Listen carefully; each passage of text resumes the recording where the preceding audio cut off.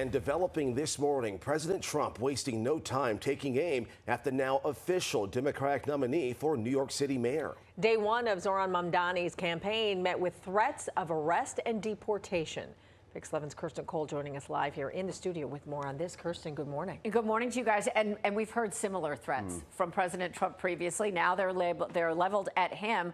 Mamdani is not shy about taunting the president in response in this moment, releasing his very first campaign video. He's talking about how people who voted for Trump in the recent election now voted for him in the Democratic primary, a shift in support as the president now threatening to withhold even more money in New York City.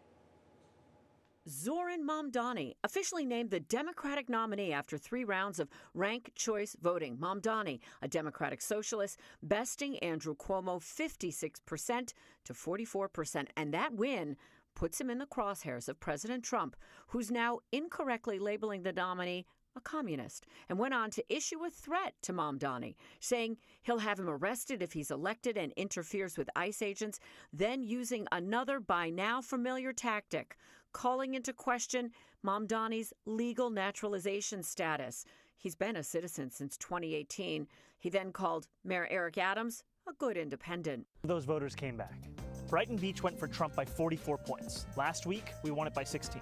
President Trump also referenced money that's earmarked for the city, mostly for education and services for the poor. He's previously withheld funds to New York State and even pulled money paid to New York City back out of its coffers. Dan Cassino, a political scientist at Fairleigh Dickinson University, saying we could see more of that. The city is still getting, think about $7 billion a year in direct transfers from the federal government. And almost all of that is for education and services for the poor. Now, we should say all of this, saying, well, if I don't like your mayor, I'm going to cut, spending that's been allocated by Congress and passed by Congress.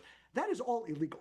You're not allowed to do that at all. Mamdani responding in a statement, the president of the United States just threatened to have me arrested, stripped of my citizenship, put in a detention camp, and deported. Not because I've broken any law, but because I will refuse to let ICE terrorize our city.